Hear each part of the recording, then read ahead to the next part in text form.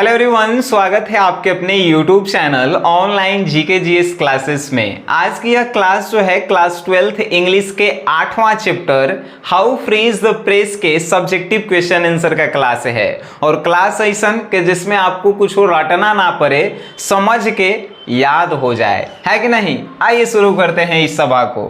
तो सभा को जब आप शुरू करेंगे तो इसमें जो है जो क्वेश्चन का आंसर का टॉपिक है वो है answer the following questions briefly, यानी दिए गए प्रश्नों का जो है संक्षेप में उत्तर देना है, मतलब कि शॉर्ट में आंसर देना है। ठीक है, तो आइए जान लेते हैं पहला question. What do you free people take for guaranteed? स्वतंत्र लोग जो है, स्वतंत्र लोग क्या अनुमान लगाते हैं या क्या जो है हल्के में लेते हैं, इसके बारे में जानते हैं। तो स्वतंत्र लोग क्या अनुमान लगाते हैं या किसे हल्के में लेते हैं। तो free people take for guaranteed that without a free press there can be no freedom. ये जो है स्वतंत्र लोगों का मानना है कि प्रेस के स्वतंत्रता के बिना, यानी फ्री प्रेस के बिना देश में जो है स्वतंत्रता अच्छा नहीं लगता है। ठीक है, जो स्वतंत्र लोग होते हैं उनका मानना है कि अगर प्रेस स्वतंत्र है तभी जो है देश स्वतंत्र है। ठीक है, यही जो है मानना है। अब एकरा में रटे वाला कुछ नहीं था। देखिए, what do free people take for guaranteed, यहाँ से लेके यहाँ तक तो देखिए हम तो लिख ही दिए हैं। अब बाकी दो चार गो जो है शब्द आपको समझ लेना है। Free people take for guaranteed that without a free press there can be no freedom. जब आप समझ जाएंगे कि फ्री लोग जो है क्या, जैसे कि स्वतंत्र लोग जो है किसे हल्के में लेते हैं, तो हल्के में लेते हैं कि प्रेस स्वतंत्र है तभी जाके हम लोग स्वतंत्र हैं, चाहे देश स्वतंत्र है। तो ये सब फ्री प्रेस मतलब स्वतंत्र प्रेस, अब फ्रीडम के मीनिंग आपको नहीं याद रहेगा। जब याद रहेगा तो रटे का जरूरत है। आइए सेकंड नंबर क्वेश्चन को जानते हैं। Are there restriction on press in time of war? War means युद्ध। युद्ध के समय जो प्रेस होता है उस पे जो है प्रतिबंध, मतलब कि रोक लगाना चाहिए कि नहीं लगाना चाहिए। तो युद्ध के समय जो है एकदम जो है प्रेस पे रोक लगाना चाहिए। एकरा में कुछो नहीं था आंसर देवेला, खाली यस जो है लिख देवेला था, हो गया आंसर। यस, युद्ध के समय जो है हमें प्रेस पे रोक लगा देना चाहिए। Yes, there are restriction on press in time of war. एजा से लेके एजा तक तो हम पूरा लिख ही दिए हैं, खाली एकरा में यस जुड़े हैं। ये सब रटे वाला बात है, एकदम लगाना चाहिए रोक। अगर रोक नहीं लगेगा, मान के चलिए कि भारत पाकिस्तान में युद्ध हुआ, अब प्रेस पे रोक नहीं लगल है, तो प्रेस वाला जो है भारत वाला बतवा के बढ़ा चढ़ा के पाकिस्तान वाला अपन न्यूज़ में दिखाएगा, और ओकर बतवा बढ़ा चढ़ा के जो है इंडिया वाला न्यूज़ में दिखाएगा। तो युद्ध आउ खत्म होगा, आउ युद्ध बढ़िया से चलेगा। इसीलिए जो है जब युद्ध होके तब प्रेस पे जो है का तो प्रतिबंध लगा दिया जाता है। ठीक है, आइए तनी थर्ड नंबर क्वेश्चन को देखते हैं। What do you mean by the term free press? Free press से आपका क्या मतलब है? फ्री प्रेस से आप क्या समझते हैं, आइए जानते हैं। The term free press mean the right of newspaper, magazine, etc. to report news without being controlled by the government. Free press से यह मतलब है कि सही जो है, सही न्यूज वो न्यूज़पेपर में छपता है, मैगनीज में छपता है, और बिना सरकार के कंट्रोल के जो है न्यूज़पेपर और मैगनीज में जो है छप जाता है। अगर फ्री प्रेस नहीं होता तो सरकार अपन जो चाहता उहे छपवाता।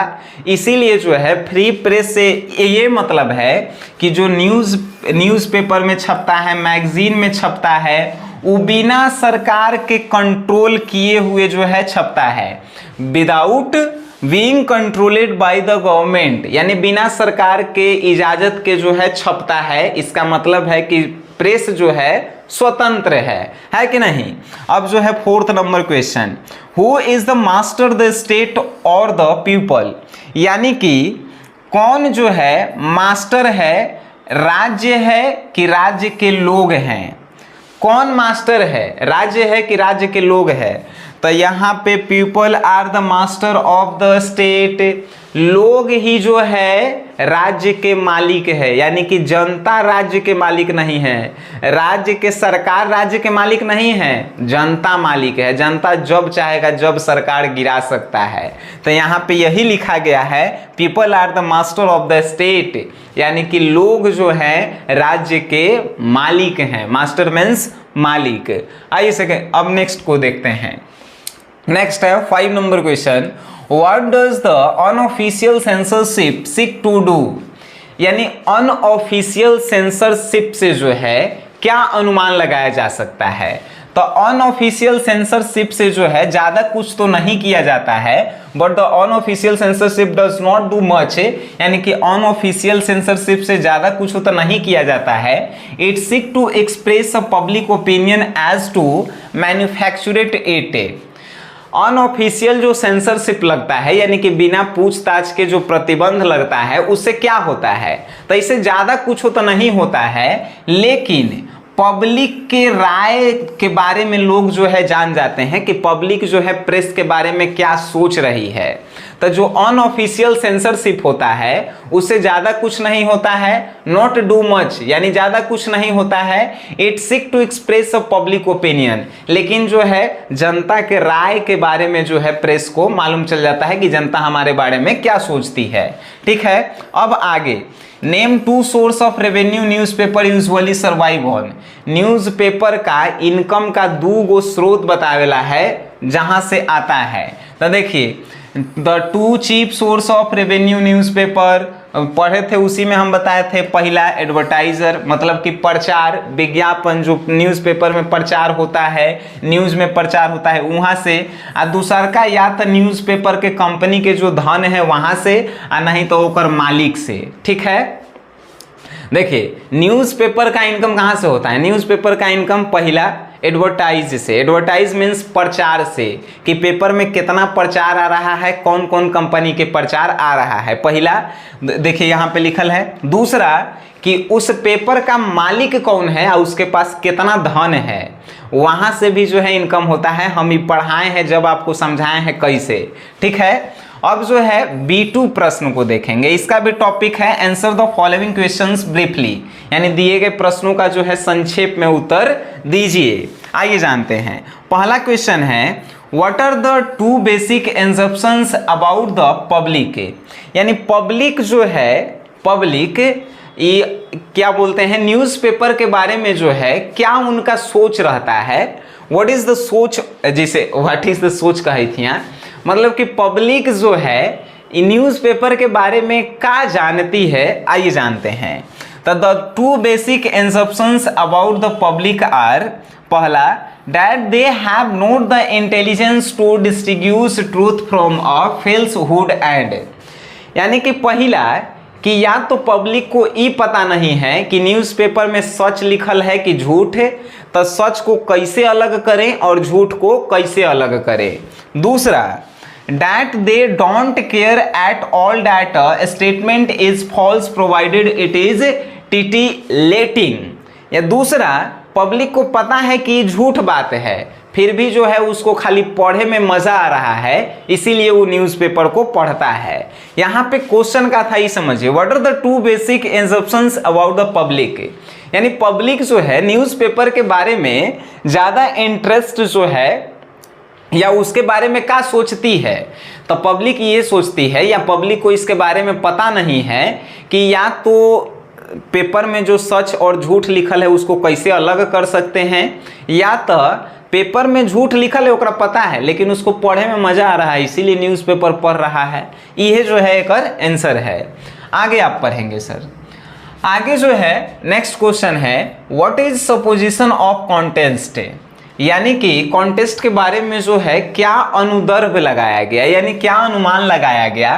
तो supposition of context is choosing only a part from the whole so that the meaning are destroyed and give a different impression that what was actually intended, यानी सपोजिशन के बारे में यही पता लगा कि रियल में जो है जो पेपर में लिखा रहता है कुछ हो, बतावल वाकई में घटना होता है कुछ हो, बतावल जाता है कुछ हो, ये जो है अनुमान लगाया गया है कि नहीं। तो इसको जो है आप पढ़ सकते हैं। अच्छा एक और बात, अब कहेंगे सर आप तो समझा दिए पढ़ा दिए लेकिन एक नोट्सवा कहाँ मिलेगा? इसके नोट्स के लिए आपको जो है अपन एक एप्लीकेशन है उसको डाउनलोड करे पड़ेगा, उसका नाम है SGS क्लासेस। इस एप्लीकेशन को अपन फोन में डाउनलोड करके रखिए, बहुत ज़्यादा आपके लिए काम आएगा। यहाँ पे जाके आप इंग्लिश के इस चैप्टर के टेस्ट सीरीज को भी जो है ज्वाइन कर सकते हैं। ठीक है, तो ये क्वेश्चन आप समझ गए होंगे कि what is the supposition of context. Context के बारे में जो है क्या अनुदर्भ है, क्या जो है अनुमान लगाया गया है, तो उसके बारे में यही अनुमान लगाया गया है कि जो उसमें लिखा रहता है वो वास्तविक में सच्चाई होती है या जो है रहता कुछ और है, दिखाया कुछ और गया है कि नहीं। आइए third number, name 2 things that make the reports unreliable reading. दो क्वेश्चन जो है थिंग्स बताना है जिससे लगे आपको जो है न्यूज़पेपर पढ़े में जो है इंटरेस्ट नहीं आता है। जिसे दो क्वेश्चन बात बताना है जिससे न्यूज़पेपर पढ़े में लोगों को इंटरेस्ट नहीं आता है। देखिए पहला the interviewers playful habit of making statement himself है। जो इंटरव्यू लेता है किसी व्यक्ति का वो अपने मन से कुछ छाप देता है, इसी के कारण जो है पढ़े में मन नहीं लगता है। देखिए लिखल है the interviewers playful habits of making statement himself है, यानी जो इंटरव्यू लेता है वो अपने मन से कुछ छाप देता है, ये से आदमी के पढ़े में इंटरेस्ट नहीं आता है। Attributing them to the interviewer makes the reports unreliable reading. और जब इंटरव्यूअर पे हम ये ब्लेम लगा रहे हैं कि वो कुछ छाप देता है तो आउ जो है न्यूज़पेपर पढ़े में आपको मज़ा नहीं आएगा। जब पता चल जाएगा कि इंटरव्यूअर जो है पागल है तो आपको पढ़े में कहाँ से मज़ा आएगा। तो ये जो है दो गो थिंग्स है लोगों का सोचना है जिससे जो है पढ़े में मन न्यूज़पेपर पढ़े में मन नहीं लगता है। पहला कि इंटरव्यूअर अपने मन से कुछ छाप देता है, और दूसरा जब आप इंटरव्यूअर को गलत आप ठहरा रहे हैं तो आपको न्यूज़पेपर पढ़े में कहाँ मजा आएगा, है कि नहीं। अब जो है B3 के बारे में बात करते हैं। Answer the following questions briefly. यहाँ पे पहला क्वेश्चन है, सभी का टॉपिक वही है, दिए गए प्रश्नों का संक्षेप में उत्तर दीजिए, है कि नहीं। Why do book rarely criticise the press है, यानी कुछ ऐसे कौन सा why do book rarely criticise the press है, यानी प्रेस को बुक जो है कैसे अपमानित करती है, कैसे उसकी आलोचना करती है, इसके बारे में आपको बताना है। क्रिटिसाइज मीन्स आलोचना, शिकायत, यानी प्रेस के बारे में बुक जो है कैसे उसकी आलोचना करती है, शिकायत करती है। तो आइए जानते हैं आंसर।